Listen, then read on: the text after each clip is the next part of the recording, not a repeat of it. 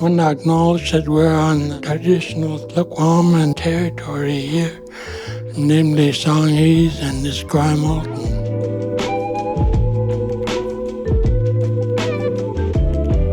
Inspire is a place and a program where young minds come together and collaborates with community partners and in mentorship with industry practitioners. Has become an amazing network and an innovation hub where we approach societal problems in communities, both in Canada and in Asia. In the last 3 years, more than 100 students, university, undergraduate and graduate students, and more than 500 students in high schools engaged in experiential learning projects. Inspire was a very empowering experience for me. I'm sure it was to my fellow Inspire members, and also hopefully for the high school members. Through research, we've been able to evaluate, partially for my PhD as well, how effective the program is, and this is where we see themes like psychological safety and empathy being reflected on by our engineering students.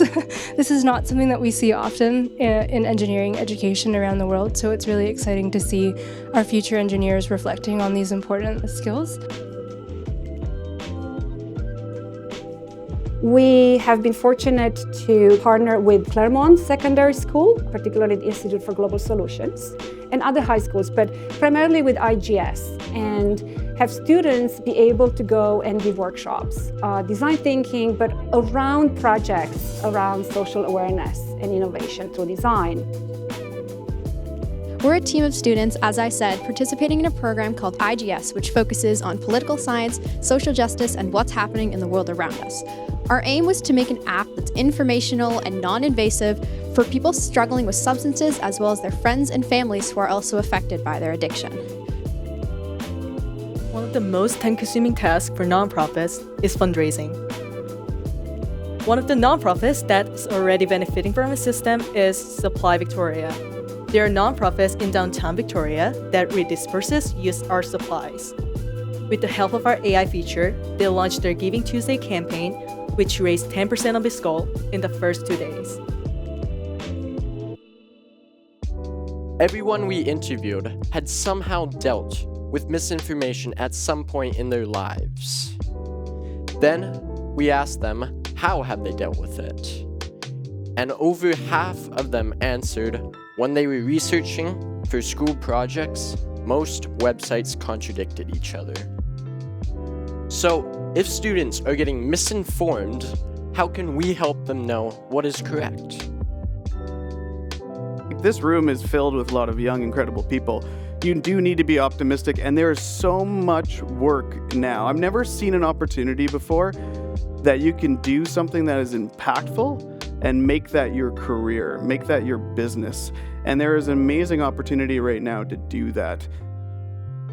That teamwork and that collaboration that we saw tonight, I think, is a skill that's underestimated. Just really going for it and finding those people that can help you and mentor you along the way. We're so much more powerful and courageous when we're doing it in community. We interviewed dozens of students one-on-one to find the key challenges they face in their academic life. From this, we found 3 to be most important: organization and time management, distractions, and lack of motivation. Collaborating with Inspire U Nepal and the Canada team transcended borders and was profoundly impactful. Sharing ideas, exchanging updates through playbacks introduced fresh perspective, fostered growth, and deepened my understanding of global teamwork. Compassion to listen to others' opinions and thoughts. So even in large class formats, we can change the way that we deliver the material to give pieces and then talk among yourselves, literally, to have those conversations. Most North Place in Canada that you can go by road.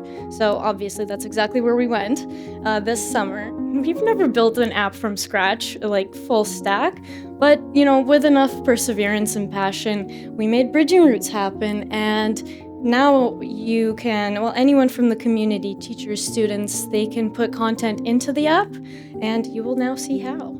We have some students creating the pronunciations.